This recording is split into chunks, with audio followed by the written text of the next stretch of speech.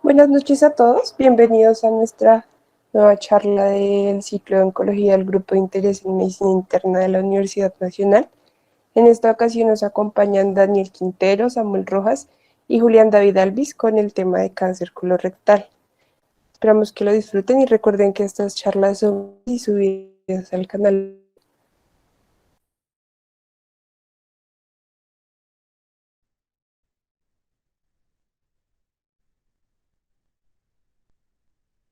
Listo, muy buenas noches a todos. Como les acabo de decir, Dana, esta es la tercera charla de nuestro ciclo de oncología, pues siendo la línea en la que llevamos, vamos a comenzar hablando.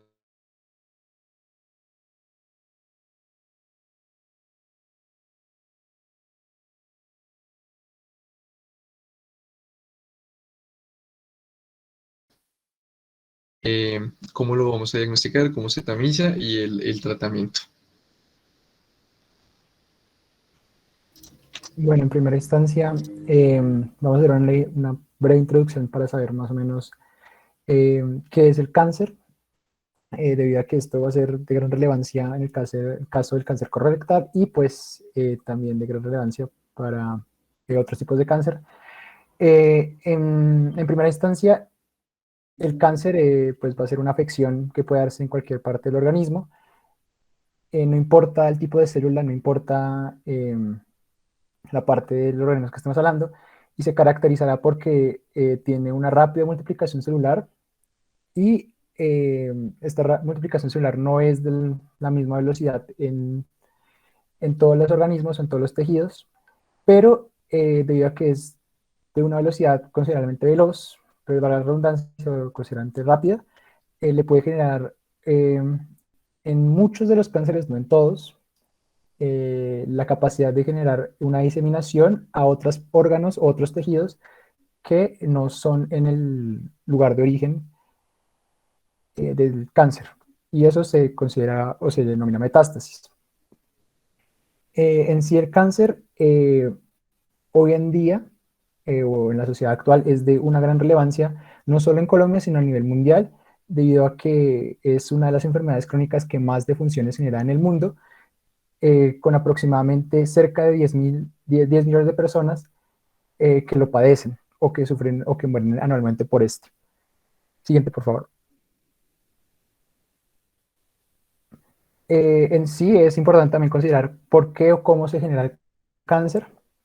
Y a grandes rasgos, debido a que muchos de los cánceres no se generan por los mismos genes, mutaciones de los mismos genes o por las mismas razones, en muchos de los casos, el cáncer va a ser generado por una alteración en algunos genes que serán los protooncogenes, que al alterarse van a generar los oncogenes, que son esos que son genes que inducirán en la célula factores que ayudarán a una mayor multiplicación, a una mayor evasión de la apoptosis, a acciones de angiogénesis y a la generación en sí del cáncer. De la misma manera, afecciones en otros tipos de genes, que son los genes supresores tumorales, darán que esa proliferación, esa reparación celular y esa apoptosis en estas nuevas células tumorales no se logre. Y por lo tanto, pues habrá más proliferación y por lo tanto el cáncer se dará. El cáncer, por lo tanto, es importante considerar que esas mutaciones se presentarán principalmente por sustancias presentes en el medio ambiente, o sea, por mutaciones generadas por agentes químicos presentes en el medio ambiente, por agentes biológicos también presentes en el medio ambiente, o por afecciones o mutaciones que son heredadas por medio familiar. Siguiente, por favor. En sí se ha generado un tipo de clasificación o de número de consensos o de aspectos que va a tener el cáncer. Estos antes eran menos, hoy en día se han sumado otros cuantos para tener estos que se encuentran acá.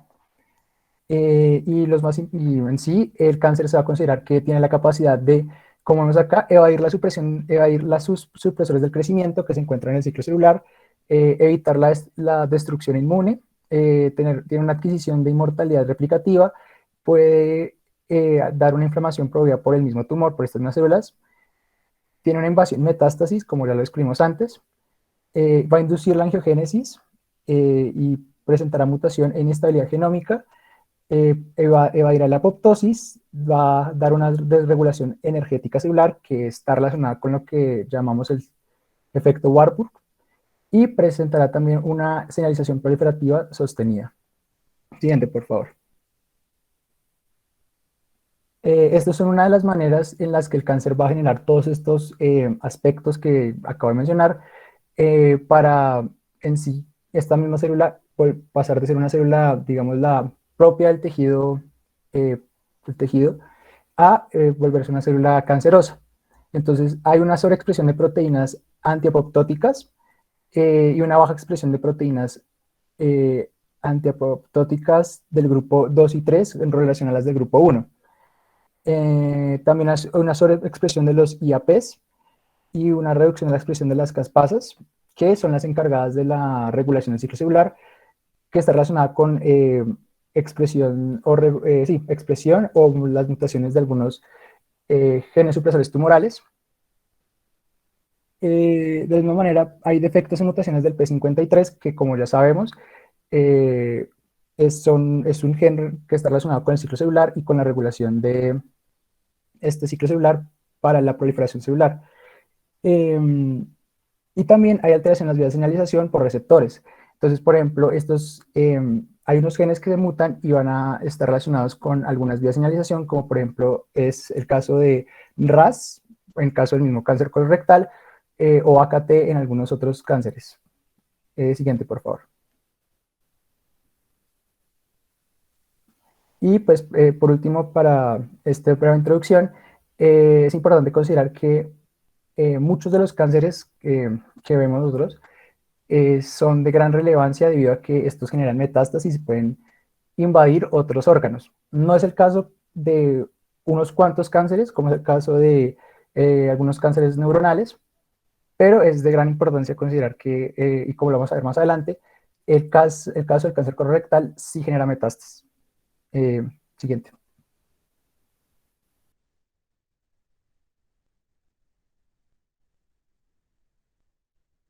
Perdón. Bueno, entonces aquí vemos también unas de las gráficas que nos da Globocan para entender o comprender por qué es de gran relevancia estudiar el cáncer o comprender el cáncer en sí o estudiar nosotros como médicos. Y aunque Latinoamérica, como lo vemos aquí en naranja, no es la región que se afecta más al cáncer, sí tiene una incidencia por esta enfermedad considerablemente alta, mostrando que para el año 2022, perdón, no, 2020, hubo cerca de 1,5 millones de funciones, no, de nuevos casos por el cáncer, en ambos sexos y en todas las edades. Siguiente, por favor. Y acá para mostrar cuáles son los cánceres que a nivel mundial en el año 2020 más se presentaron, y como vemos, el cáncer colorectal a nivel mundial estuvo en el tercer lugar. Siguiente.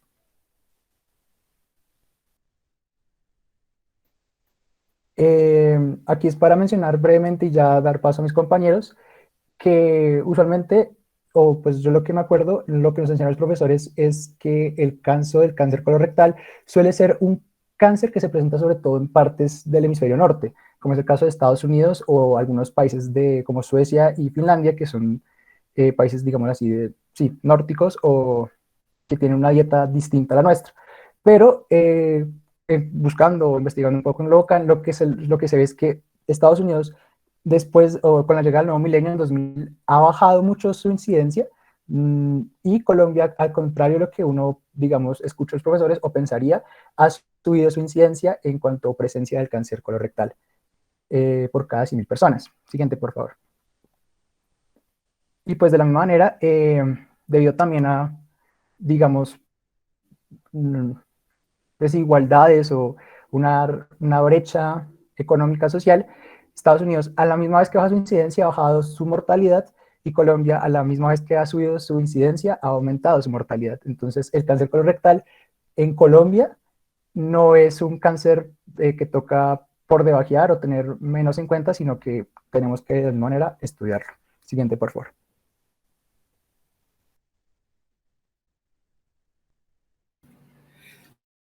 Empezaríamos entonces con la neoplasia, pues motivo de esta charla, que es el cáncer colorectal.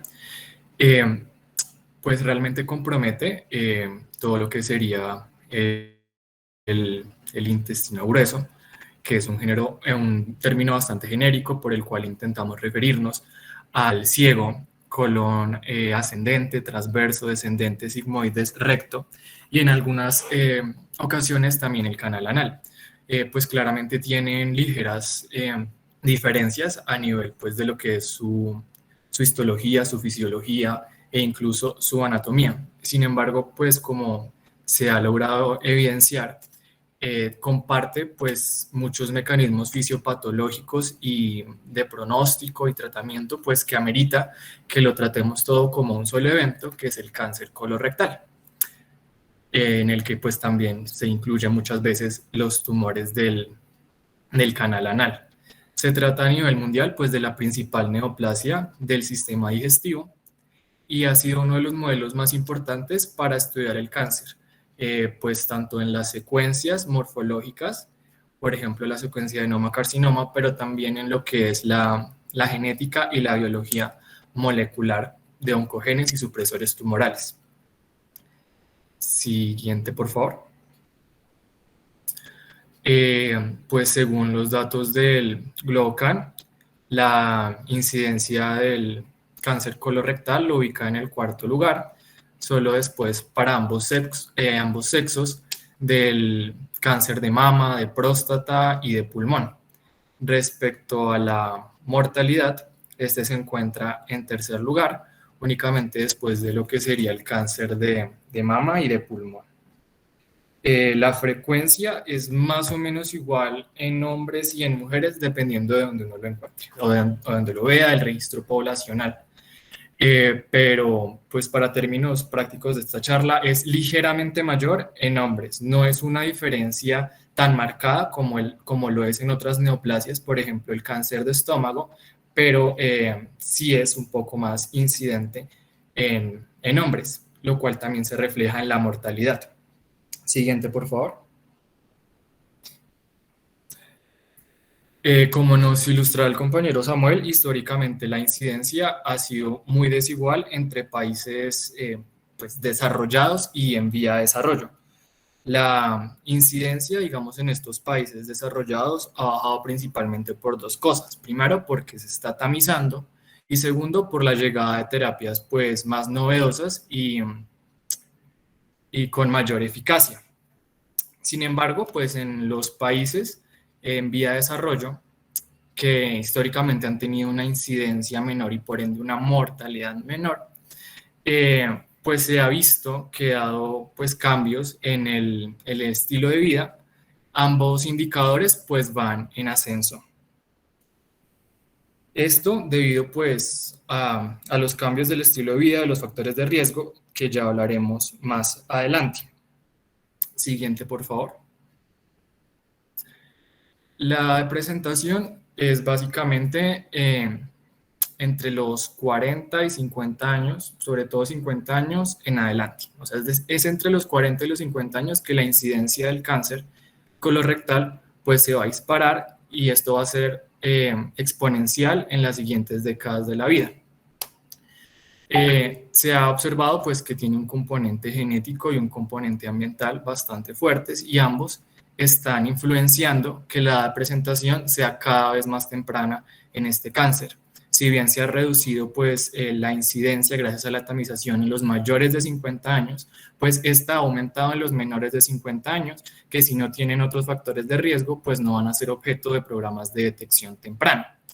En el componente ambiental, por los cambios en el estilo de vida, en la dieta, pero también en el componente genético se ha visto que ha aumentado pues la distribución de estas mutaciones que predisponen al cáncer colorectal.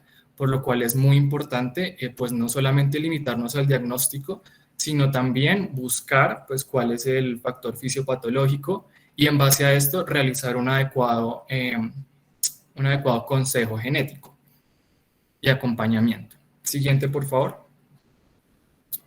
Respecto a la sobrevida. A los 5 años en Colombia, para todos los estadios, es del 43%. Definitivamente, pues no es la mejor, pero tampoco es el peor pronóstico entre todos los cánceres que pudiéramos llegar a estudiar. En general, pues esta sobrevida es más alta en los países desarrollados que tienen buenos programas de tamización, como es en Estados Unidos, que son las dos tablas que se muestran en la diapositiva, una para colon, una para recto, que es lo que también sustenta la importancia de tamizar, que la sobrevida pues es mayor si nosotros detectamos el cáncer cuando está localizado y es sumamente pobre pues cuando ya se encuentran metástasis y el cáncer pues ha invadido otros órganos, tan baja como un 15 a un 14%. Siguiente, por favor. Lo que es la incidencia y la mortalidad pues tienen distribuciones más o menos iguales, tanto en Colombia como en la región que sería Latinoamérica y lo que es todo el mundo. En el caso de las mujeres es el tercer cáncer más común después de mama y de cuello uterino, y el cuarto cáncer más común en hombres después de próstata, pulmón y estómago. Lo ubica pues por la mortalidad en el cuarto lugar. Todos estos indicadores han subido en los últimos años. ¿Cuál sería pues también algo que ver respecto a la oportunidad? Que es necesario mejorar la atención en este cáncer, pues entre la sospecha clínica y el diagnóstico transcurren 21 días y aún más días, 50, entre que se da el diagnóstico y se inicia el tratamiento. Siguiente, por favor. A propósito de esta charla, a final de este mes, el 31 de marzo, múltiples organizaciones internacionales pues han venido pues proponiendo esta fecha para conmemorar el Día Internacional de la Lucha contra el Cáncer de Colon y Rectis, en que es una neoplasia perfectamente prevenible siempre y cuando se haga una tamización adecuada y se promuevan hábitos saludables respecto a la alimentación o al ejercicio. De esta forma, hasta el 90% de los cánceres pues, tendrán un tratamiento bueno si son detectados a tiempo, es decir, en los estadios más tempranos. Siguiente, por favor. Listo, ahora vamos a abordar un poquito con más profundidad los factores de riesgo que ya Julián nos mencionó un poco, y es que este cáncer tiene tanto factores de riesgo ambientales como genéticos. Entonces, es importante conocer cuáles son estos factores de riesgo de ambas ramas para poder hacer el tamizaje en las personas, el mejor tamizaje posible y la detección temprana en los pacientes que veamos en nuestras respectivas consultas. Entonces, primero vamos a hablar de los factores de riesgo genéticos. Primero que todo es que en toda la población de riesgo, o sea, esa sería la probabilidad pretest con la que vamos a llegar a ver alguno de los pacientes que atendamos. Sin embargo, este dato está basado pues principalmente en los países que se consideran de primer mundo o potencias económicas. Por lo tanto, digamos, para nosotros que tenemos tanta desigualdad en la población, no va a ser el mismo riesgo, ya que como vamos a ver ahorita, el riesgo depende de la alimentación y la alimentación depende también de varios factores socioeconómicos, por ejemplo, que no van a ser igual, por dar un ejemplo, aquí mismo en Bogotá, entre un barrio así popular con otro barrio pues del norte de la capital, por ejemplo. Entonces, pues este dato es importante conocerlo, sin embargo hay que tener en la cabeza que no es completamente exacto. Entonces, esta probabilidad tiene algo importante y es que es el doble, o sea, llega hasta el 10% si existe un familiar que tuvo un diagnóstico de cáncer colorectal entre los 50 y los 70 años. Eso nos muestra que el componente genético de esta enfermedad es bastante importante. De igual manera, la probabilidad puede ser hasta el 15% si eh, existe una historia familiar de cáncer colorectal que se haya diagnosticado antes de los 50 años. Entonces esto es bastante importante. Sin embargo, este dato que está aquí a la derecha también me parece importante decir, y es que 3/4 de cada diagnóstico de cáncer colorectal tienen una historia familiar negativa en la anamnesis. Por lo tanto, que no haya una historia de cáncer familiar no significa que debamos descartar esa enfermedad de primerazo. Aunque bien, el componente genético de la enfermedad es bastante importante. También hay un aumento que no tengo el dato específico de cuánto es de la probabilidad. Si hay más de un familiar en el núcleo familiar primario con cáncer colorectal, es decir, si lo tuvo el papá y lo tiene el hermano, hay mayor probabilidad aún. Listo. Ya hablando más específicamente de los síndromes genéticos y de los genes que están comprometidos en este cáncer, sobre todo pues para temas de la estadística de este, tenemos que las mutaciones más comunes que se encuentran en este cáncer pertenecen al síndrome de Lynch. Estas son mutaciones que dañan la reparación de apareamiento de codón, de bases nitrogenadas en el ADN. Esos son esos son los mecanismos de mismatch repair. Y son los genes que ven aquí, el MLH1, el MSH2. Bueno, lo que hacen estas mutaciones es que haya una inestabilidad de microsatélites.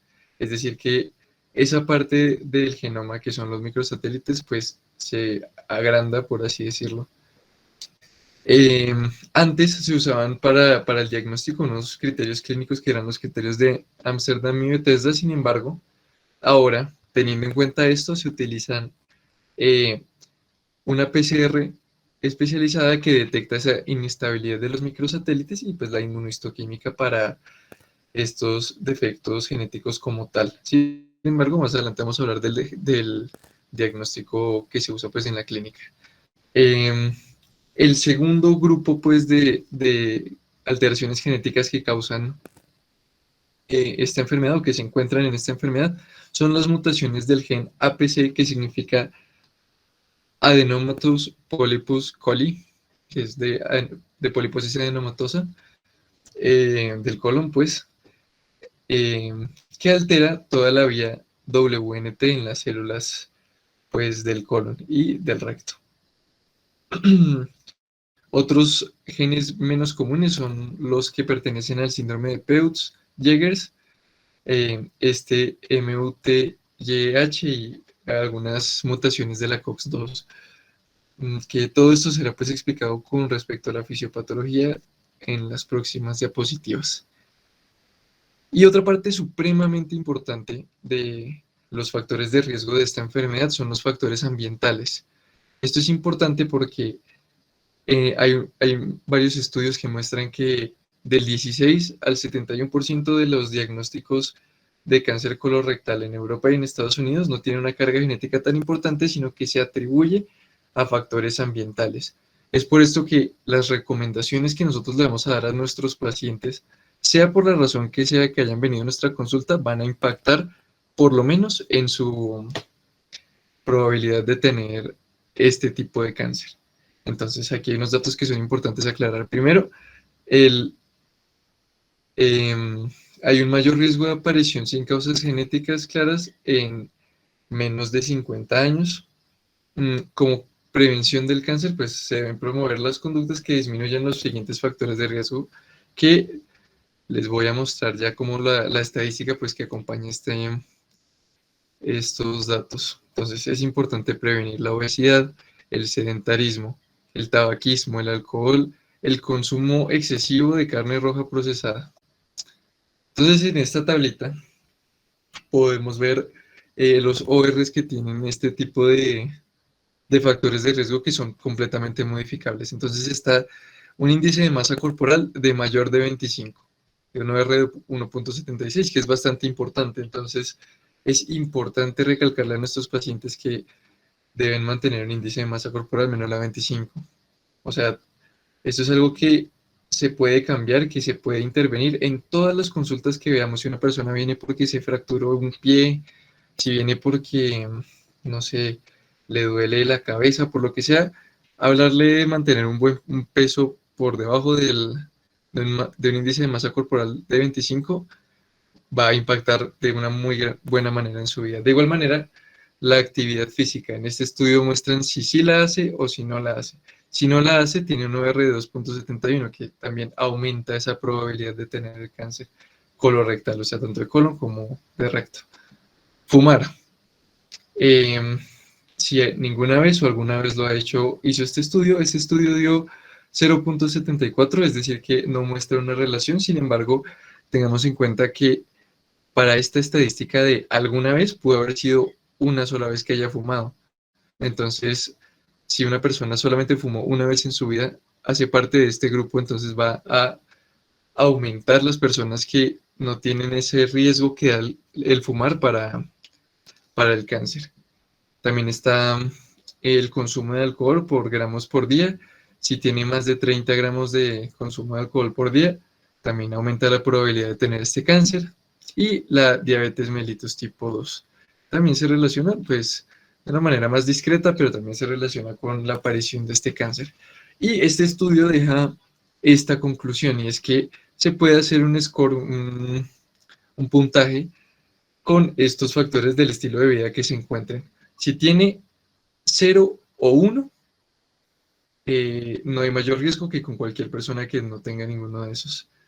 Si tiene 2 o 3, aumenta la probabilidad de tener un cáncer colorectal con un OR de 2.24. Y si tiene 4 o todos, va a aumentar, con un OR de 5.82, que es bastante importante. Entonces, esto es para que tengamos en cuenta que eh, estos factores ambientales y que son modificables completamente inciden en la aparición de este cáncer, y como hemos visto a lo largo de las charlas de este ciclo y como seguiremos viendo, en todos los cánceres. Aquí encontré esto de otro estudio, no está en el mismo artículo del anterior, que muestra que tener un consumo de carne roja procesada de más de 100 gramos al día tiene un OR de 1.16, que aumenta la probabilidad de tener el cáncer, pero pues de manera discreta. También este mismo estudio mostraba que hay una disminución del riesgo en un 10% si se mantienen hábitos saludables, y este esquema pues de alimentación, y es que por lo menos haya 10 gramos de fibra al día, que haya por lo menos 300 miligramos de calcio, escribí mal, y mínimo 30 minutos de ejercicio al día. Estos 300 miligramos de calcio, también hay otros estudios que muestran que están a favor de este dato, de que tener un buen consumo de calcio disminuye la probabilidad de tener cáncer colorectal. También hay otros factores de riesgo que ya no son modificables, que son la enfermedad inflamatoria intestinal crónica.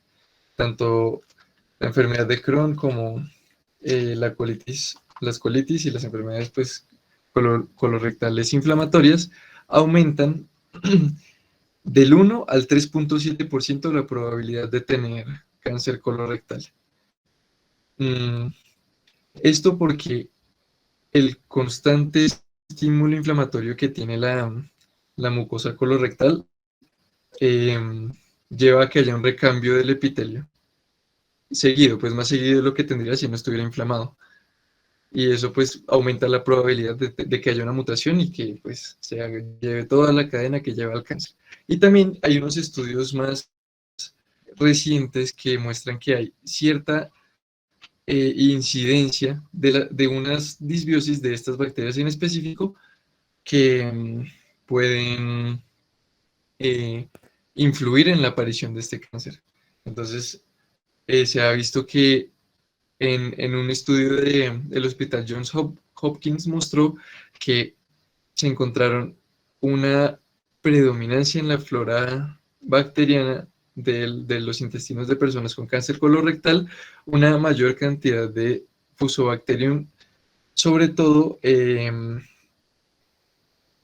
la especie Capsule nucleatum, perdón, también se encontró igual de la Bacteroides fragilis y de la E. coli enteropatogénica. Estas dos últimas se cree que causan o que favorecen la aparición del cáncer por unas toxinas específicas que liberan, y el Fusobacterium porque este aumenta la expresión y la secreción pues de varias interleuquinas proinflamatorias que favorecen la proliferación de las células.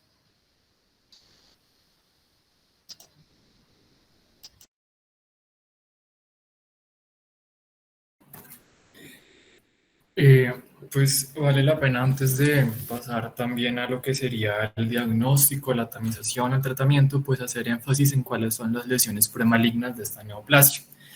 En este caso son los pólipos, las cuales pues son estas lesiones exofíticas, pues, muy frecuentemente pues en la mucosa del colon, que por pues esta irregulación pues de las dos fuerzas que mantienen la renovación del tejido, se va a originar una masa la cual va a protruir hacia la luz del intestino grueso. Esto se puede deber pues a un aumento en la hiperplasia, que naturalmente solamente se da en las criptas de las glándulas, o una disminución en la apoptosis, pues que es este proceso natural que se va dando en sentido apical y que va a favorecer la exfoliación de las células más diferenciadas. Se clasifican según llamada en pólipos pediculados, subpediculados, sésiles, planos, y en algunos casos pues también estos pólipos pueden llegar a excavarse o dar pues unas lesiones más bien deprimidas que dificultan su diagnóstico. Se dividen en neoplásicos y no neoplásicos. Ya de entrada pues lo que tiene uno que llevarse digamos a la casa es que los neoplásicos con mayor riesgo de generar cáncer colorectal son los adenomas y pues convencionales, pero también los adenomas sésiles aserrados. Siguiente, por favor. De entrada, descartar pues los que son no neoplásicos. Aquí entran principalmente 4 grandes grupos: los pólipos hiperplásicos, los amartamatosos, los reactivos, los mesenquimales. Estos usualmente se relacionan más a defectos congénitos o a cambios reactivos por estados de inflamación, a procesos cicatrizales, o realmente son de entrada pues procesos muy, muy benignos. Son mucho más raros, pues digamos, que los que tienen el potencial neoplásico, eso es verdad. Existen otros pólipos, por ejemplo los neuroendocrinos y linfoides, que tienen pues un potencial de malignizarse pues bastante variable, sobre todo los neuroendocrinos, pero pues que no entran mucho en esta charla, más relacionada con las secuencias adenoma-carcinoma. Siguiente, por favor. Entonces, los adenomas convencionales pues se conforman básicamente por epitelios displásicos.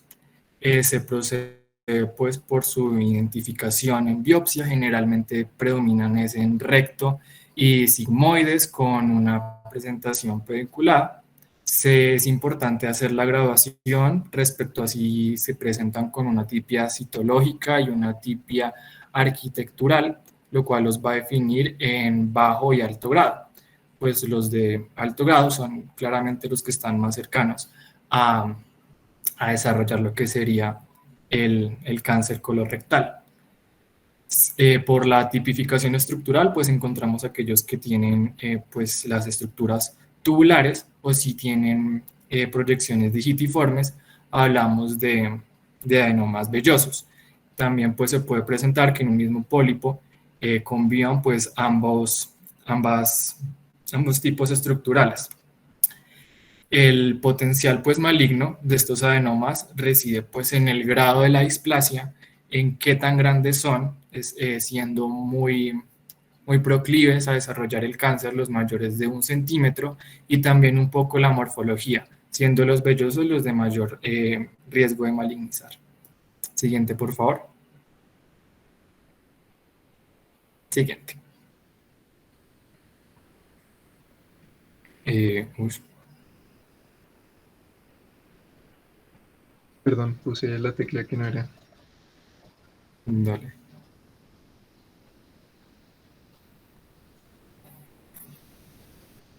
Uy.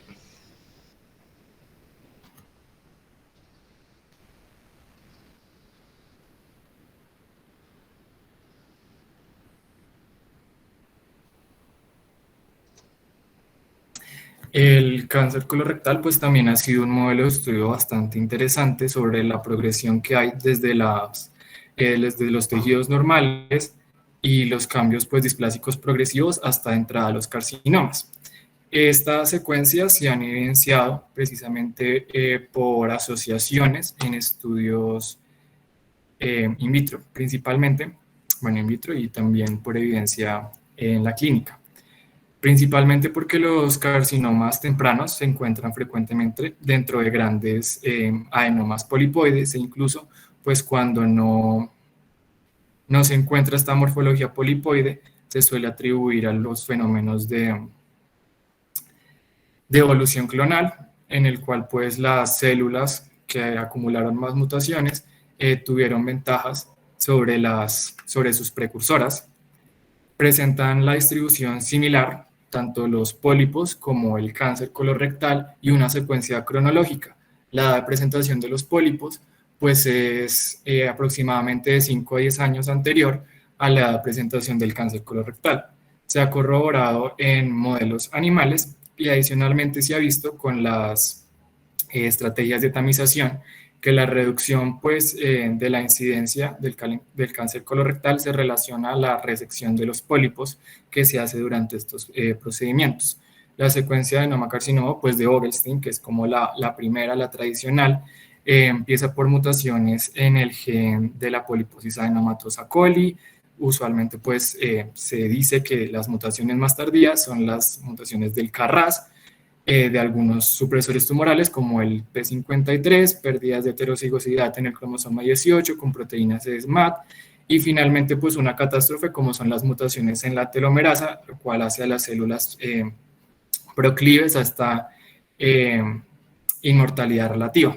Este proceso pues se conoce como inestabilidad cromosómica porque el genoma pues pasa a ser muy inestable, hay muchas lesiones, inserciones, translocaciones, etcétera, y corresponde aproximadamente entre 75 al 80% pues, de las neoplasias que se estudiaban a nivel molecular. Siguiente, por favor. Por otro lado, estaban los adenomas sésiles aserrados. Existe pues unos que son los adenomas aserrados tradicionales que tienen pues características que los enfrentan más, digamos, con los adenomas convencionales, incluyendo pues su distribución, la presentación en la colonoscopia y que realmente su inestabilidad cromosómica es pues como la de la secuencia de Vogelstein y tenían mutaciones en el KRAS. Sin embargo, existían otro tipo de adenomas que son los sésiles aserrados, los cuales son pues lesiones sin este cuello del pólipo, donde la tipia citológica pues era mucho más profunda, alcanzando las criptas del intestino grueso. Esto permitió la postulación de una vía alternativa que se denomina pues el fenotipo mutador, en el cual está la inestabilidad de microsatélites que nos hablaba anteriormente Daniel, por los genes involucrados en la reparación por mismatch. Siguiente, por favor. Listo. La secuencia, pues básicamente eso implica las mutaciones o las hipermetilaciones de los genes MLH1, MSH2 y sus proteínas relacionadas, y dado a que pues las mutaciones por mismatch son bastante frecuentes en estas regiones repetidas en tándem, que son los microsatélites, y que los microsatélites pues están en las regiones promotoras de muchos genes involucrados en la proliferación celular, el resultado pues va a ser básicamente el mismo, una secuencia hasta el carcinoma. También se han encontrado pues relaciones entre estos fenotipos y los cambios epigenéticos que se relacionarían con los cambios en el estilo de vida. Por ejemplo, las mutaciones en BRAF V600 que predominan en fumadores, a pesar pues, de que estas mutaciones tienen, bueno, estos cánceres con estas mutaciones tienen un pronóstico relativamente bueno. Siguiente, por favor. Respecto a las presentaciones del cáncer colorectal, según su factor predominante, encontramos que un 70% son esporádicos, son mutaciones somáticas que no se pueden relacionar con antecedentes de cáncer colorectal o incluso de otras neoplasias en la familia. En segundo lugar están los que son de patrón familiar, que básicamente son los que tenemos presente un antecedente sin unas mutaciones en la línea germinal evidenciadas o estudiadas. Los que son de presentación hereditaria, entre la cual pues predomina el síndrome de Lynch, son los que ya conocemos cuáles son las mutaciones implicadas en su desarrollo. Siguiente, por favor. Respecto a la genética del cáncer colorectal, ha sido importante pues, para el entendimiento de muchos oncogenes y sobre todo supresores tumorales como el APC o el DCC, que es el gen de lesionado en el cáncer colorectal. Esto ha permitido pues, hacer acercamientos pues, desde la genética a lo que pueden ser alternativas de diagnóstico en materia fecal, para desarrollar blancos terapéuticos y también predecir la respuesta al tratamiento. Entre los supresores tumorales, pues se ha visto sobre todo también el desarrollo de blancos terapéuticos, la respuesta al tratamiento y la asociación con otros cánceres a nivel pues, sistémico, como el cáncer de mama, con mutaciones en común en los genes BRCA. Siguiente, por favor. También pues se ha logrado estudiar bastante lo de estos genes mismatch y la importancia de los cambios epigenéticos, y aún quedarían pues un poco pendiente otras mutaciones como lo son en MUTI, en la ciclooxigenasa, en el PIPAR, pues que también probablemente podrían explicar estas presentaciones familiares en las cuales pues no conocemos este patrón de herencia. Siguiente, por favor. Respecto a los síndromes hereditarios, se dividen principalmente en los que son poliposis familiar. El más frecuente es la poliposis adenomatosa familiar por mutaciones en el gen APC. Tenemos una forma clásica hasta ser miles, y es tan fuerte el componente genético del cáncer colorectal que cuando tenemos este diagnóstico está prácticamente seguro que a los 40 años estos pacientes van a desarrollar este cáncer. Es tan severo que pues, el tratamiento prácticamente de elección, al menos en la forma clásica, es la remoción quirúrgica completa del colon. En la forma atenuada pues, se pueden considerar otras opciones, debido a que son menos de 100 pólipos y es un poco más viable la vigilancia por el tamizaje. Existen pues otros síndromes como el de la poliposis adenomatosa múltiple, juvenil, síndrome de Garnet, Peutz-Jeghers, Cowden, pero pues son menos frecuentes. Siguiente, por favor. Los no polipósicos no se refieren a que no haya presencia pues, de estas lesiones, sino que pues, no existía esta asociación con pues, las mutaciones clásicas de los polipósicos.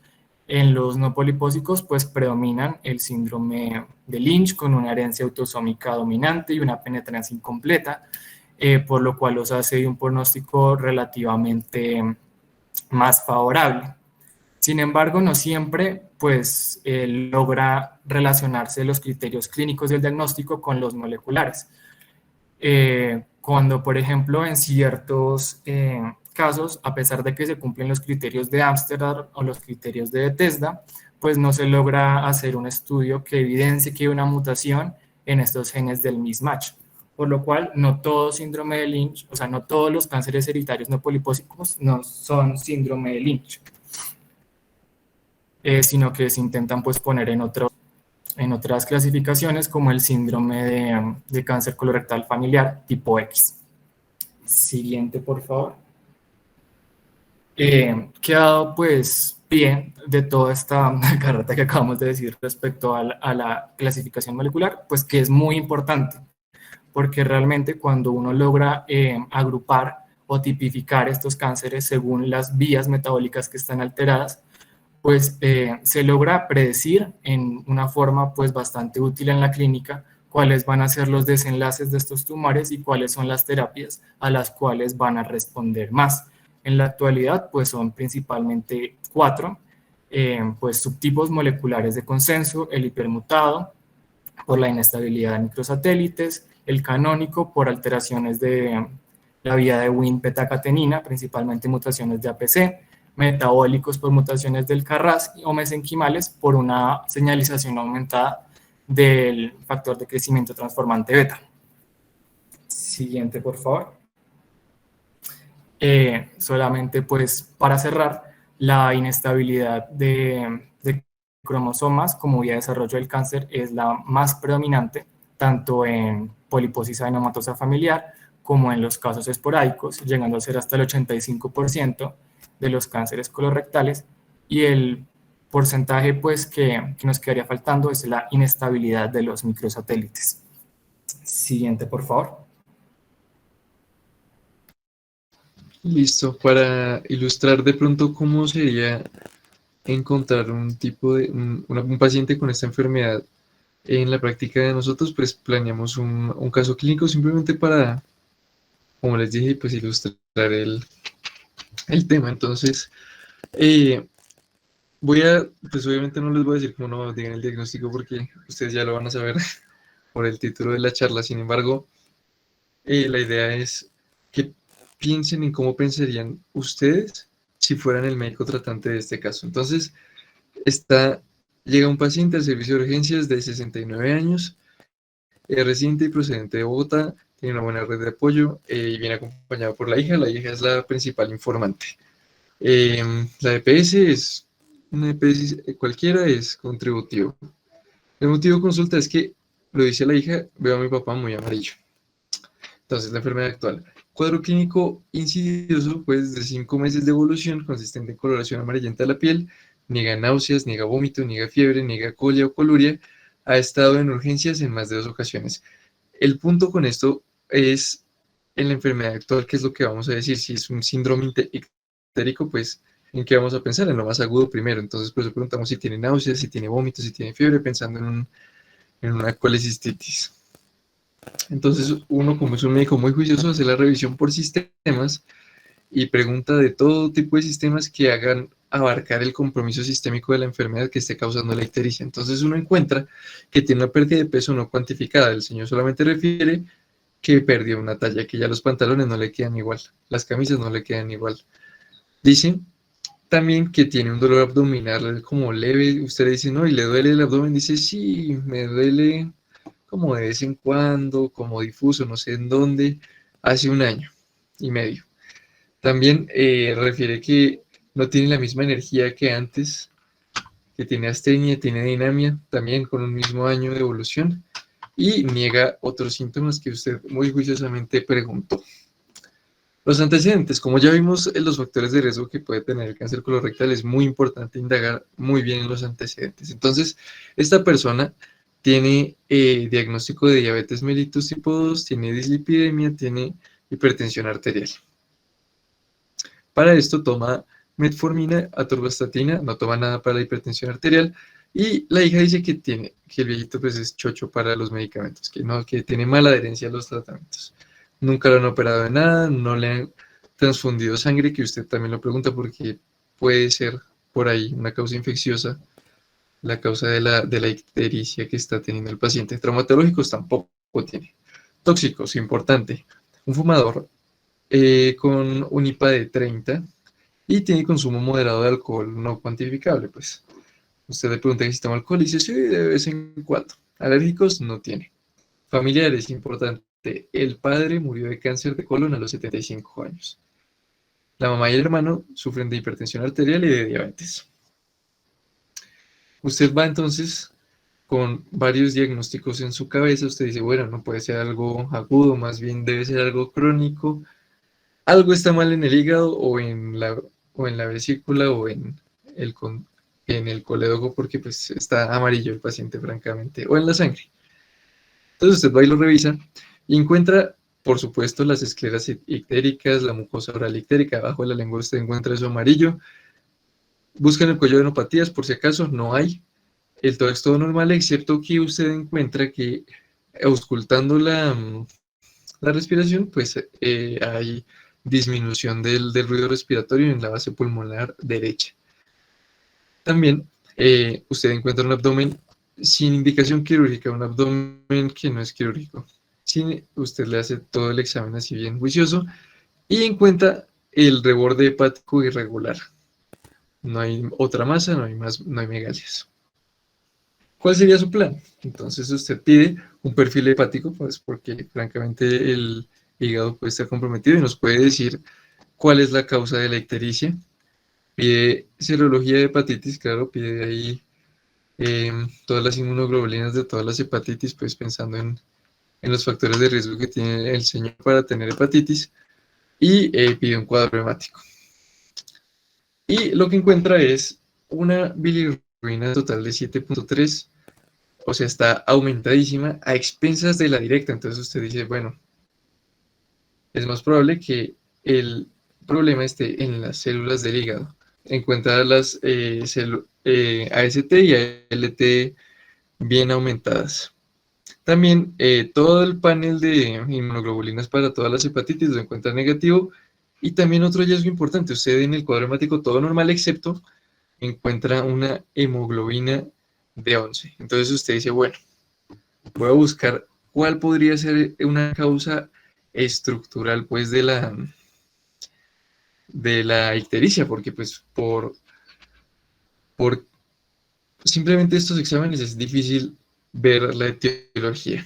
Entonces usted pide una tomografía y se encuentra que el hígado está lleno de masas que son compatibles con una metástasis. Usted baja en esa tomografía y se encuentra que el colon está lleno de tumores. ¿Cuál sería el plan siguiente? Hacer una endoscopia de vías digestivas bajas y pues la interconsulta con cirugía. Digamos que ese sería como el abordaje así inicial rápido pues de un paciente que podría tener esta enfermedad.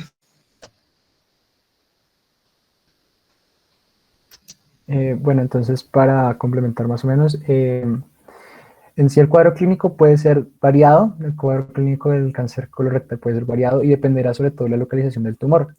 No siempre va a ser exacto, debido a que no siempre se cumplirán todos los síntomas o signos que están aquí presentes, pero usualmente lo que se va a presentar es que en el cáncer del colon ascendente se presentarán pacientes con fatiga, pacientes con palpitaciones, usualmente pueden presentar angina de pecho,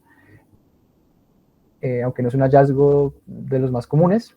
Puede presentarse anemia microcítica hipocrómica por deficiencia de hierro, y la prueba de sangre oculta de neces puede ser negativa. Esto también vamos a ver que puede ser también por una afección, porque en sí la prueba no es del todo,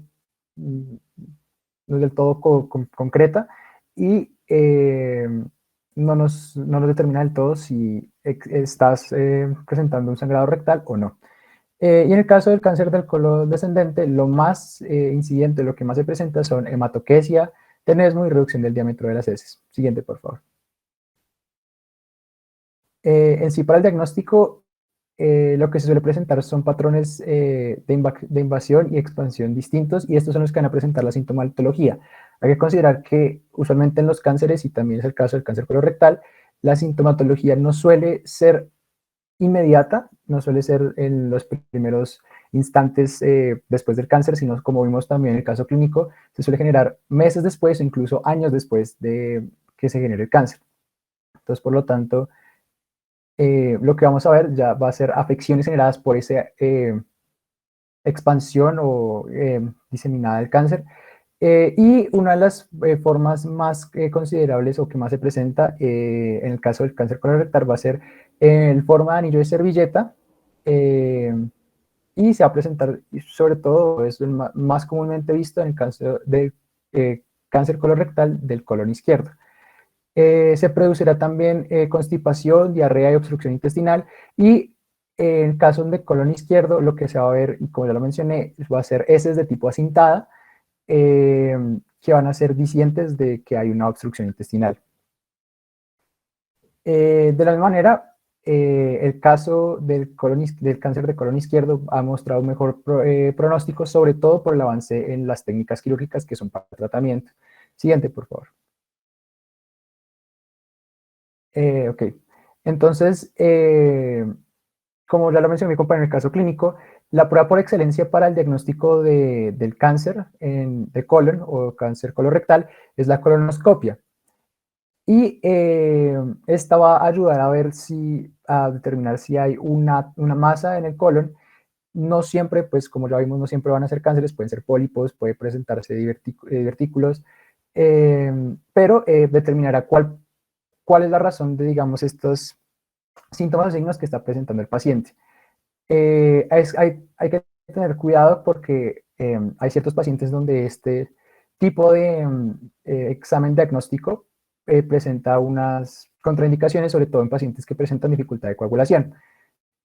Y pacientes con altas comorbilidades se prefiere, debido a las comorbilidad que presenta o la afección que presenta este examen diagnóstico, se prefiere en ciertos casos usar sigmoidoscopia flexible o el examen de tinción de bario.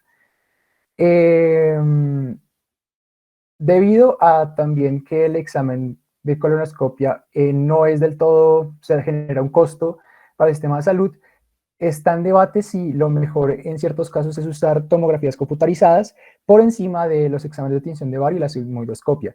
Pero hay muchos médicos, sobre todo especialistas ya que están más acostumbrados a usar las otras dos técnicas, la sigmoidoscopia y la tinción de bario, que consideran que esta tecnología no es del todo de su agrado, o sea, que consideran que es mejor las otras dos. Siguiente, por favor. Ok, pues es más o menos lo mismo que la colonoscopia o la colonografía. Puede ser, no, perdón. Entonces, esto es que la colonografía es una técnica que puede ser tomada o guiada por una tomografía computarizada, pero igual que los exámenes anteriores, no están de todo concretos para su uso, debido a que lo mismo, la colonoscopia es el examen, como por decirlo así, entre comillas, gold standard, que se usa para la detección de tumores en el cáncer colorectal. Y tanto la sigmoidoscopia como el examen de tinción de bario son como los otros, la segunda opción que más se usa, sobre todo en Estados Unidos y en Colombia igualmente. Siguiente, por favor. Ok, entonces para el diagnóstico y para la realización, sobre todo de la colonoscopia, que como ya mencioné es el examen gold standard, o entre comillas gold standard que se usa, los criterios o los aspectos que hay que tener en cuenta es que el paciente debe estar completamente informado del procedimiento, sobre todo a que esto se debe principalmente a que los pacientes se suelen sedar. Entonces, antes de cualquier realización de un examen de estos, los pacientes tienen que firmar, pues como en muchos de los exámenes o muchos de los exámenes, sí, procedimientos que se realizan médicamente, ¿cómo se llama eso? Perdón, se me fue la palabra. Un consentimiento informado. Entonces, debido a que ellos tienen que dar ese consentimiento informado, ellos tienen que tener un proceso de seguimiento o un proceso de información concreto del médico tratante antes de que ellos entren en sedación y entren al proceso. Pues como ya vimos también en el caso clínico, hay que tener una adecuada historia clínica en donde, por ejemplo, se mire si han estado expuestos a agentes biológicos, a agentes alimentarios, si tienen una historia familiar, que nos guía a tener de pronto la sospecha de que tienen algún tipo de cáncer. También hay que tener un adecuado manejo de control de infecciones, debido a que obviamente pues el procedimiento puede generar algún tipo de infección o alguna complicación, y de la misma manera como hay pacientes, usualmente se suelen ser los pacientes, y dependiendo también, debido a que es un procedimiento que es muy dependiente de lo que se logre determinar por el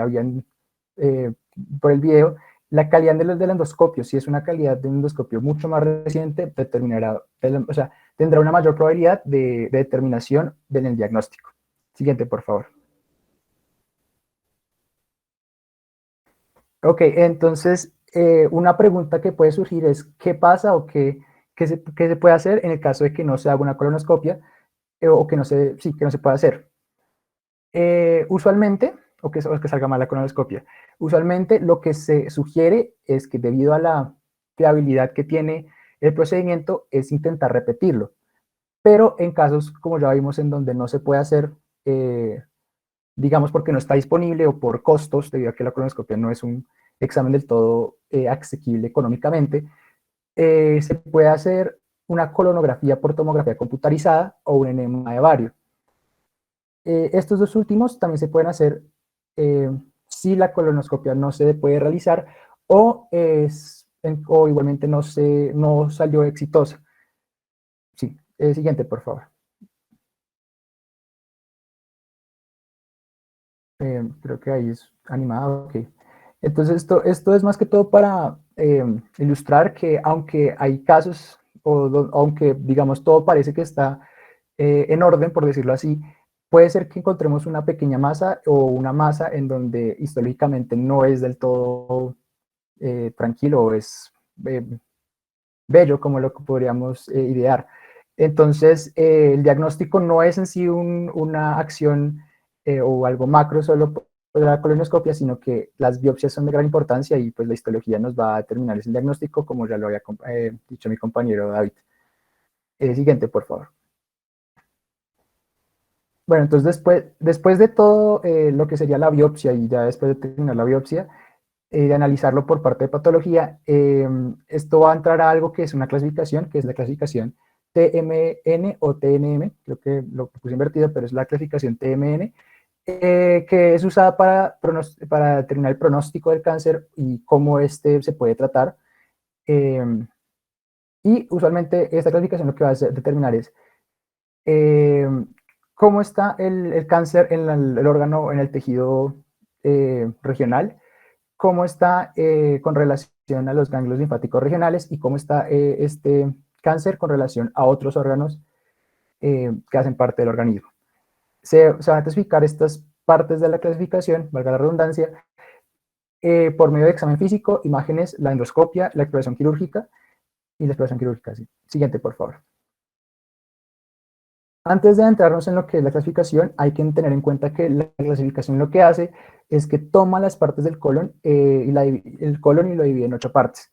Entonces va a haber una primera parte que es el ciego, la segunda que es el colon ascendente, la tercera que es la flexura hepática, una cuarta que es el colon transverso, la quinta que es la flexura esplénica, una sexta que es el colon descendente, la séptima el colon sigmoide y por último el recto.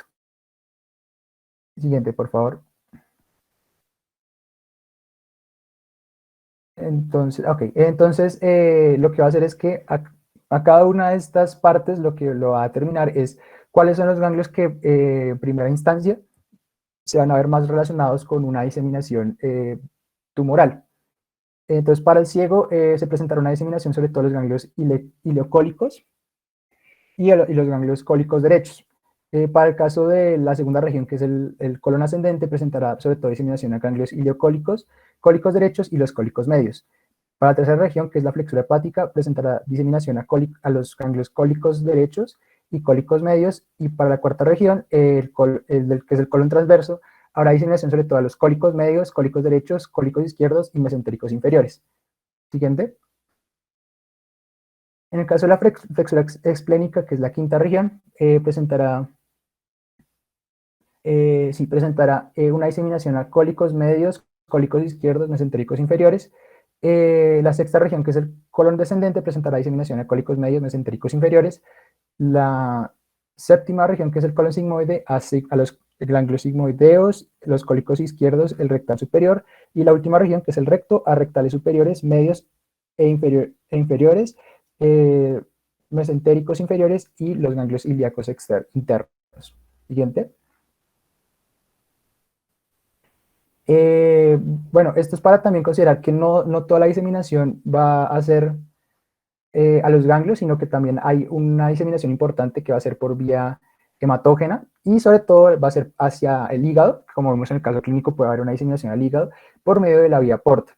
También puede haber una diseminación o metástasis a los pulmones y ganglios linfáticos supraclaviculares, hueso y cerebro, pero es extremadamente rara y es algo sorprendente de ver y es algo muy, muy raro. Sobre todo hay que tener en cuenta que ahí puede haber una diseminación al hígado y es lo que vimos en el caso clínico. Siguiente. Entonces, para el pronóstico y la clasificación TMN, la T va a ser para la clasificación del tumor primario en el órgano o en el tejido de origen, y la clasificación se caracteriza porque tendrá una TX, que es que los tumores primarios no se pueden clasificar, una T0 donde no hay evidencia de un tumor, una TIS donde es un carcinoma in situ, una T1 donde hay invasión submucosa y así va a ir avanzando, donde por ejemplo la T2 es muscularis propias, T3 es que invade subserosa, el T4 es que invade otros órganos o estructuras, pero que son adyacentes al tejido, y la T4 es perforación del peritoneo visceral, y T4B que invade otras estructuras, pero más allá del peritoneo visceral. Siguiente, por favor.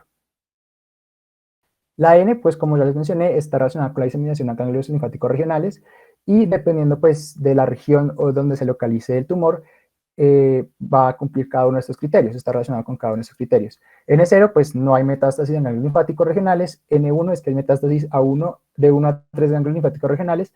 N1A es que es un solo ganglio linfático, N1B es que es metástasis de 2 a 3, N2 es que es metástasis de 4 o más ganglios linfáticos, y pues N2A es que solo es de 4 a 6, y N2B es de 7 o más ganglios linfáticos regionales.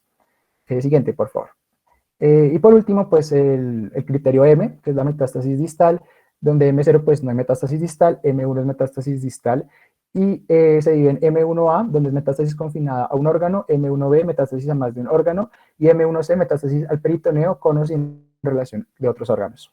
Siguiente, por favor. Y pues ya dependiendo de cómo se vaya presentando o clasificando los diferentes criterios de la clasificación TNM, se presentarán los estadios que pueden ir de estadio 0, 1, 2, hasta el estadio 4C. Entonces, dependiendo de lo que vayamos viendo, se determinará el estadio y este mismo determinará el pronóstico de nuestro cáncer. Usualmente, no, siguiente. Ahora siguiente, pues. Hay que tener en cuenta que hay unos aspectos a considerar que pueden ser diagnósticos diferenciales y que tenemos que tener en cuenta durante el procedimiento o antes del procedimiento de la colonoscopia, que es el gol estándar para el diagnóstico. Las enfermedades o las condiciones que se presentan para el caso como diagnóstico diferencial del cáncer colorectal son las enfermedades diverticulares del colon, los poliposis crónicas, las oclusiones intestinales, los tumores intraabdominales que son de otras localizaciones, por ejemplo, el cáncer gástrico, que es de mayor incidencia aún en Colombia, sobre todo por la presencia del Helicobacter pylori, los amebiosis del colon y los tuberculomas del colon. Siguiente, por favor.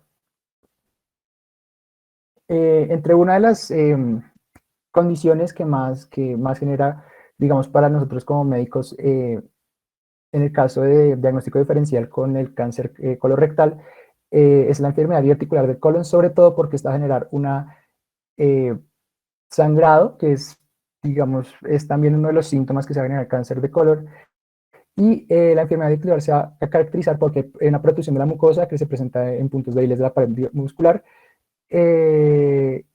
y pues es muy incidente y es muy visible como acá se ve en una colonoscopia, entonces es de fácil diagnóstico a la colonoscopia.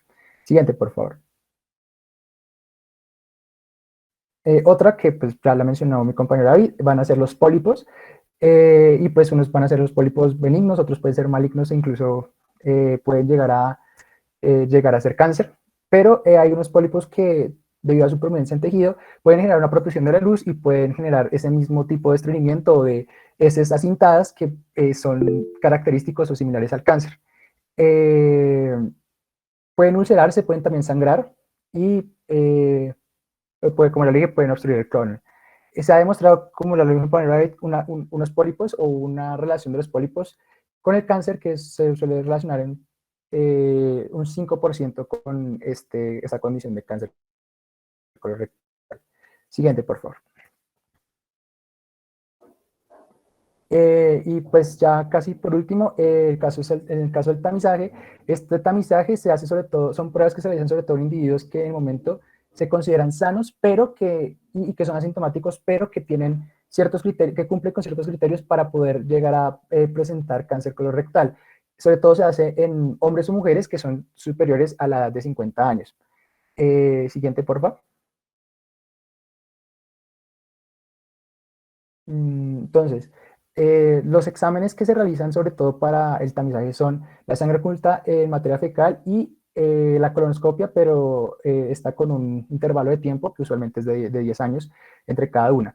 La sangre oculta en materia fecal se suele hacer cada 2 años y pues como ya lo dije, se realiza en personas que son superiores a 50 años. Siguiente.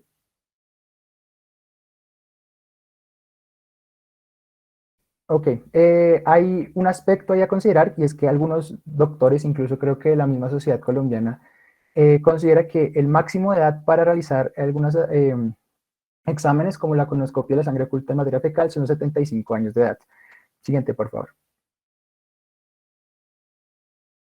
Bueno, también se puede hacer una sigmoidoscopia y colonoscopia, pero de manera conjunta, pero usualmente si se hace una colonoscopia, la sigmoidoscopia pues no, como que no es necesaria del sí. Siguiente, por favor. Ok, hay otros exámenes que se suelen realizar. Se puede realizar también exámenes de vario, pero no son los más comunes son los dos primeros, y no se ha demostrado del todo su efectividad para el tamizaje. El tamizaje usualmente es muy efectivo con la colonoscopia y con la sangre oculta en materia fecal. Siguiente. Ok, esto es lo mismo que las guías europeas han recomendado sobre todo que los tamizajes se realicen, no, en el caso de las pruebas de Guayaco, que es la sangre oculta en heces, que no supere los 2 años, y la ventaja es que esta tiene una alta especificidad, pero lamentablemente la sensibilidad no llega en ciertos casos no llega a ser muy alta. Como ya vimos, pues hay casos en donde puede ser negativa la sangre oculta en heces, pero puede ser que el paciente presente cáncer. Digamos que afortunadamente ya se han sacado nuevas tecnologías donde la sensibilidad de ciertas pruebas llega a ser cercana al 100%, aunque obviamente pues esto genera un mayor costo de las pruebas de tamizaje. Y la verdad es el caso del Hemocult Sensa, pero la verdad no sé si no sé si alguien sepa, esta prueba no sé si ya está disponible acá en Colombia, no sé si ya se maneje, pero pues ya digamos que se usa en tamizaje de algunos casos de cáncer colorectal o de tamizaje para cáncer. Y bueno, la colonoscopia de la misma manera se prefiere hacer cada 10 años debido a que para pacientes de una edad avanzada puede presentar comorbilidades, sobre todo, pues como ya lo vimos, si son pacientes que tienen obesidad o que tienen dificultades en cuanto a la coagulación. Siguiente, por favor. Listo, ahora sí ya para terminar, ya queda poquito, vamos a hablar del tratamiento de este cáncer, que se divide pues en 3 partes. El manejo, pues dependiendo del avance de la enfermedad. Entonces, primero vamos a hablar de la cirugía, luego del tratamiento sistémico para la enfermedad primaria y de último es el tratamiento de las metástasis. Entonces, en cuanto a la cirugía, hay varios datos que es importante conocer, y es que primero, el resultado de la cirugía depende de la calidad de esta misma, es decir, de que todos los cierres, todas las anastomosis se hagan de una manera adecuada, que permitan una buena cicatrización, y también muy importante esto de la preparación preoperatoria. Esto yo lo voy a ahondar un poco más en la siguiente diapositiva. Sin embargo, por ahora quiero decirles también que la edad está relacionada a mayor mortalidad. Entre mayor sea la edad, se ha encontrado que pues, hay mayor mortalidad en el posoperatorio. Es importante que la mayor mortalidad que hay es al primer mes del posoperatorio. Si la persona sobrevive al posoperatorio del primer mes, tiene la mitad de probabilidad de mortalidad en los siguientes 6 a 12 meses. Es decir, el primer mes es crítico para la recuperación de todo tipo de cirugía, pues de resección del cáncer. Antes de la cirugía es importante tener un conocimiento completo de cuáles son todos los ganglios que están comprometidos, si hay o no metástasis, qué estadio tiene el cáncer, ya que se debe tratar de hacer la menor cantidad de reintervenciones quirúrgicas posibles por todo el maltrato que esto trae al paciente. Entonces, las cirugías, pues hay dos grupos grandes que son la cirugía de colon y la cirugía de recto. De las cirugías en general, es importante decir que es el principal tratamiento para el cáncer de colon y de recto que tienen un estadio no avanzado, es decir, para los que tienen cero ganglios, cero metástasis, la cirugía de colon y de recto es curativa. Esa es la principal eh, medida que se utiliza contra ese cáncer antes que la quimioterapia, la radioterapia y las otras cosas que vamos a ver ahorita. Entonces es importante saber quién está contraindicado para estas cirugías, ya que pues es el principal tratamiento. Primero, las personas con obesidad que tengan cirugías abdominales previas, esto no contraindica la cirugía abierta, solamente contraindica la laparoscopia y pues que la enfermedad es avanzada, que es lo que les he estado diciendo. También, cuando se hace una colonoscopia que por el mismo tumor no permite llegar más allá, yo que sé, del colon sigmoide, a veces quirúrgicamente se pone un stent, así como los stents coronarios, algo que abre la luz del intestino, que permite pasar otra colonoscopia ahí mismo intraoperatorio para saber si más adelante hay otros tumores. Algo muy importante de todas las cirugías de colon y de recto y es que terminan en colostomía, que es que la cirugía es totalmente exitosa si no es permanente. Sin embargo, todas van a tener colostomía, que es un drenaje que hace que pues el bolo alimenticio no termine en el recto, sino que salga por una bolsa. Y obviamente pues todas las complicaciones que trae una cirugía, como las bridas principalmente. Entonces, a 5 años hay una muy buena supervivencia de la colectomía segmentaria y la resecación completa de los tumores de estadio bajo. T1 hasta T4 puede ser, siempre que sea N0, M0 de la clasificación TNM, que nos explicó ahorita nuestro compañero. En cuanto a la cirugía de recto, entonces es importante que, igual que en la de colon, el objetivo es resecar completamente el tumor y los ganglios que están alrededor para evitar que haya una recidiva, si hay alguna célula tumoral que haya pasado a esos ganglios. La idea también de la cirugía de recto es evitar la colostomía permanente haciendo una buena calidad de cirugía y de igual manera evitar la lesión de los esfínteres. Hay un tipo de cirugía especial que se llama la microcirugía anal endoscópica, que es supremamente poco invasiva, que es para los cánceres pequeños, para los tumores T1N0 principalmente del recto. Y el gold estándar para el cáncer de recto como tal es la excisión mesorrectal, que se utiliza para cánceres en estadio T1, T2, T3 sin nódulos. Eso es lo importante. En cuanto a la radioterapia, hay estudios que dicen que se debería hacer una radioterapia acompañando la cirugía para evitar la recidiva. Es decir, se hace la cirugía y luego radioterapia. Sin embargo, hay un estudio en japonés que muestra que a 12 años después de una cirugía de recto, de resección total de algún tumor, no se encontró diferencia en la aparición de recidivas en personas que les hicieron radioterapia con las que no les hicieron radioterapia. O sea, según ese estudio, daría igual si se da o no la radioterapia. Si a alguien le iba a dar recidivas, le iba a dar, así le hubieran dado o no la radioterapia. Sin embargo, pues es solamente un estudio, falta que hayan pues más estudios y revisiones al respecto. Entonces, pues bueno, ahora sí lo que nos interesa un poco más, que es el tratamiento sistémico de la enfermedad. Hay dos maneras de abordar el tratamiento sistémico. Primero, el neoadyuvante, que significa que después de la cirugía se da el tratamiento, la quimioterapia que llaman. Y el tratamiento adyuvante, que es junto con la cirugía o antes, se da pues junto con la cirugía me refiero a antes o como en el mismo plan de tratamiento, ya que, pues, o sea, dentro de la cirugía como tal, pues no se da. El neoadyuvante, entonces, se hace principalmente para cánceres que son T2, que se encuentran en la parte anterior del recto, si es de recto, también para los T3, T4 y para los que tienen ganglios se puede utilizar o sea, a partir de que tengan ganglios se utiliza la terapia neoadyuvante, es decir, que se da quimioterapia después de la cirugía. ¿En qué consiste la quimioterapia?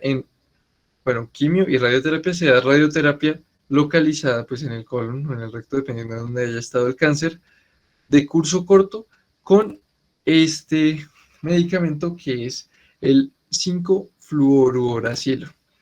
Este medicamento eh, lo que hace es bloquear la metilación de una enzima que produce la timina. La timina pues es una base nitrogenada que se necesita para la duplicación del ADN, o sea que van a ver que toda la quimioterapia está dirigida contra la replicación del ADN, que es el problema del cáncer, que crece sin control, según como vimos en la fisiopatología. Y listo. Entonces ese sería el tratamiento neoadyuvante. El tratamiento adyuvante ha mostrado que que mejora en un 5% el pronóstico cuando hay indicación quirúrgica, es decir, para cánceres que están poco avanzados.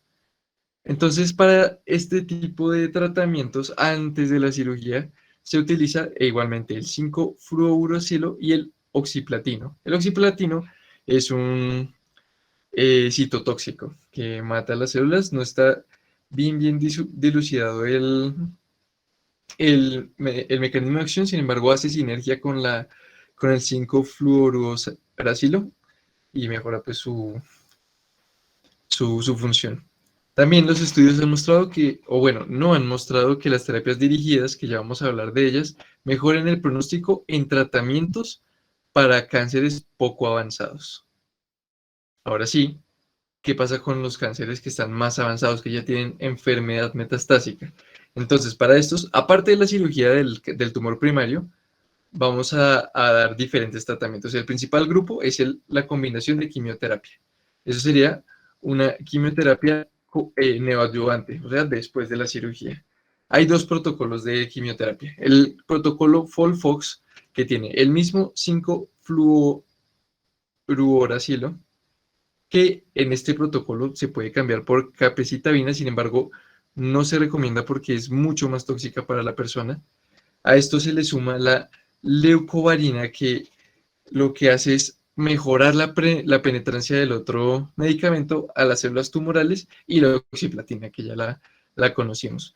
Y hay otro protocolo que es el FOLFIRI, que usa el mismo 5-fluorouracilo, la leucovarina igual, pero cambia la oxiplatina por irinotecan. El irinotecan es un inhibidor de la topoisomerasa 1, que recuerden que la topoisomerasa es una enzima que interviene en varios procesos que hace el ADN para duplicarse. Es decir, que también inhibe pues la duplicación del ADN. En la enfermedad metastásica sí se ha encontrado beneficio usando la terapia dirigida, que esto ya es como lo último que hay en tratamiento, que son pues los anticuerpos monoclonales en contra de receptores específicos o de moléculas específicas. Entonces vamos a tener que para el cáncer de colon se utiliza el anti-EGFR, que nos hablaron pues en la fisiopatología, que es importante. De hecho, el 80% de cáncer colorectal expresa este receptor. Tenemos estos dos anticuerpos monoclonales que ayudan a evitar pues la proliferación del cáncer, inhibiendo este receptor. Este anti-EGFR FR, el cetuximab y el panitumumab tienen buena eficacia en pacientes a quien no se les realizó previa quimioterapia en estudios pues ya de estadio 3, en estudios en pruebas clínicas, o también se ha visto que tienen buena efectividad en tumores refractarios a la quimioterapia. Sin embargo, no se ha mostrado que tenga buena eficacia si se usan juntos, los anticuerpos monoclonales junto con la quimioterapia. Otro grupo de terapia dirigida importante es el anti-VEGF-A, que es un angiogénico, y tenemos el bevacizumab. Se ha mostrado que en los tumores que tienen mutación RAS, que es el 50% de los cánceres, este es el tratamiento que mejor funciona en terapia dirigida para las metástasis y para los tumores primarios también. También hay otros antiproangiogénicos que es menos selectivo, sin embargo, pues o sea, en lo poco selectivo que es, igual sigue siendo bastante selectivo porque le da solamente a más o menos 5 o 6 moléculas que son proangiogénicas, que es el Elfibercept. Y también pues están en estudios de tercer estadio, los inhibidores de multiquinasa, que pues también evitan la proliferación de las células. La resección aumenta la supervivencia a 5 años, la resección de los tumores en un 20% si se tiene, pues por supuesto, de los tumores metastásicos, digo, si se tiene la condición para hacer la resección, es decir, si la condición clínica del paciente permite que se haga un acceso, por ejemplo, al pulmón, si se hace ahí la metástasis. Por eso la principal medida contra la enfermedad metastásica es tanto la combinación de la quimioterapia con la terapia dirigida y la radioterapia, porque la cirugía como tal para sacar las metástasis es bastante complicada en un paciente que ya está, digamos, caquéctico, que tenga ya un compromiso sistémico importante. Y ya eso sería todo de esta charla. Gracias a todos los que se mantuvieron hasta este momento. La charla fue nos pasamos un poquito de minutos, pero es que revisar todo el cáncer colorectal de una manera pues bien integral requería ese tiempo. Entonces yo no sé si hay alguna pregunta. Gabriel José. Hola, buenas noches. Primero, pues muchas gracias por la charla, estuvo muy interesante. Y segundo, eh, cuando el tratamiento únicamente se hace con la quimioterapia, sin esta terapia dirigida, se tiene que hacer el estudio ese molecular de los tumores. Esa sería una. Y la otra es, en el caso en que encontremos ya un pólipo, o sea, solamente un pólipo o el adenoma, se hace el estudio de una vez como del estudio molecular. Y si en la masa, cuando ya vemos una masa grande como en este paciente, también tenemos que hacer ese estudio o no vale la pena. Esas son como mis dudas. Bueno, en cuanto a la primera pregunta que tienes, eso es muy importante tu pregunta, se me había olvidado mencionarlo, que... disculpa, me recuerdo la pregunta, o sea, recuerdo que era importante y que no lo mencioné, pero no me acuerdo la pregunta. Ok, era la parte de que si no se hace esta terapia con los anticuerpos, si solo se hace con la terapia con los neoadyuvantes o la quimioterapia, ¿se debe hacer estudio genético, molecular, qué pena, molecular Sí. del tumor? Esa era la pregunta, no, súper importante, sí. Normalmente se busca que el tratamiento sea lo antes posible. Entonces, antes de hacer ese estudio, se empieza la quimioterapia. Si el tumor es refractario, si no funciona la quimioterapia, se hacen esos estudios. Porque como el 80% del cáncer colorectal expresa el receptor EGFR, pues... no, disculpa, eso sería para la terapia dirigida, no, para la quimioterapia no se piden esos estudios moleculares específicos porque la quimioterapia es para todo tipo de células. Inhibe enzimas que están en todas las células que se replican. Y como esas células se replican más, pues a esas son a las que les pega más duro. Ok, o sea que se haría cuando se utilice la terapia con anticuerpos, ¿cierto? Exacto. Ok, listo. ¿Cómo eran tus otras preguntas? Eh, si cuando encontrábamos un adenoma en la colonoscopia, ¿también teníamos que hacer este estudio molecular o no es necesario? O sea, más o menos como cuándo se haría este estudio molecular, si encontramos un adenoma o cuando encontramos a este paciente que del caso clínico, donde veamos una masa, cuando ya tenía como un tumor ya formado, con metástasis, ahí también se haría eh, el estudio molecular.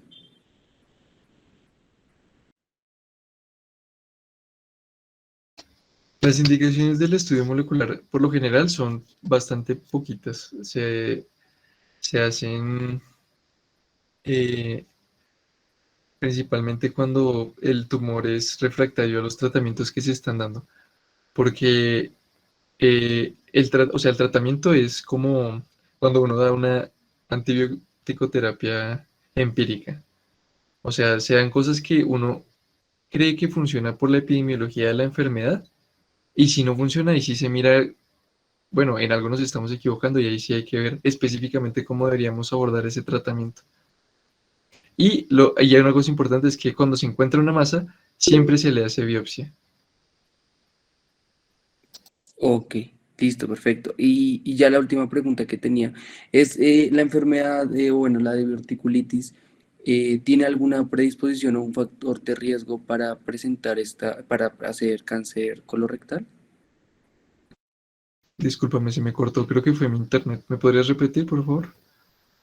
Que si la diverticulitis es un factor de riesgo para generar cáncer colorectal. Eh, yo en lo que yo revisé no encontré que se relacionaran, sin embargo, no tengo esa información, no lo sé.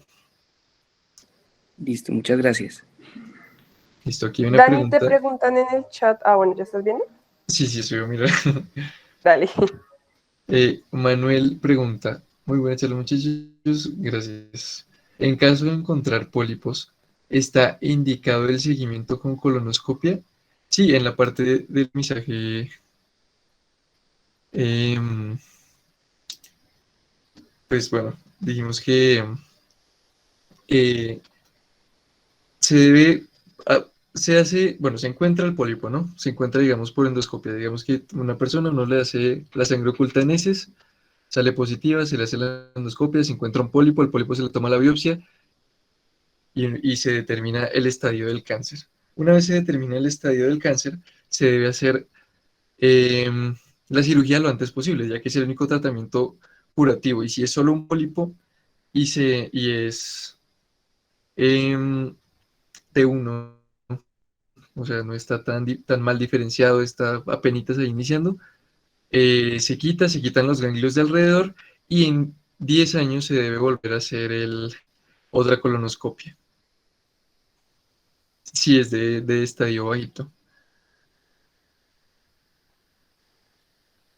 Pero sí se debe hacer el seguimiento con colonoscopia. O sea, si la respuesta es de sí o no, sí. ¿Eso responde a tu pregunta, Manuel?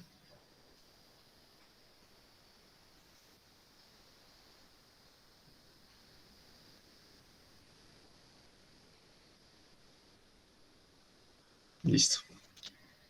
La siguiente es Oscar Julián, dice, los síndromes adenomatosos polipósicos y no polipósicos, entonces ambos tienden, tienden a ser lesiones benignas y no dan riesgo a desarrollar malignidad a futuro. Mm, Muchachos de fisiopatología, ¿quisieran responder esa pregunta o la respondo?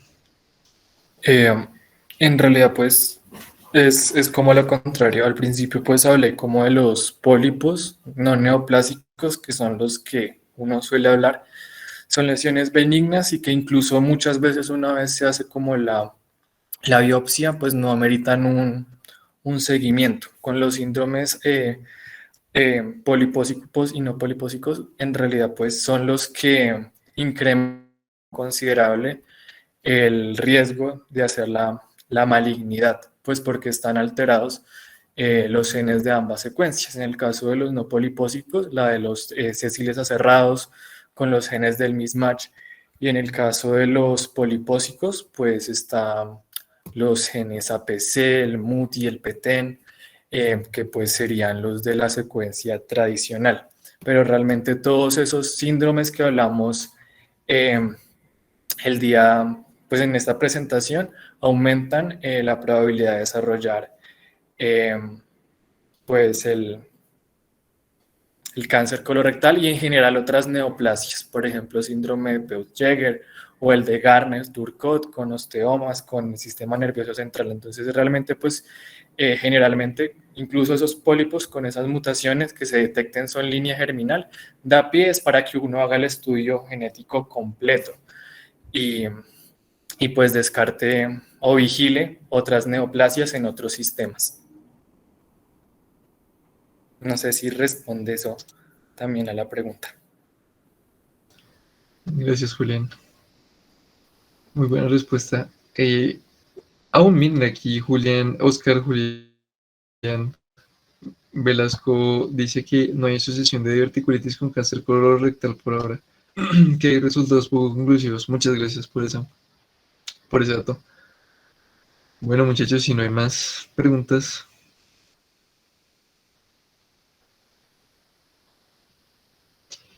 Se hizo larga la revisión, hola. Son las 9:42, casi 2 horas. Pero bueno, espero que Bueno, la hayan parece que no. aprovechado. Los esperamos el próximo miércoles en nuestra charla de cáncer de próstata. Chao, chao.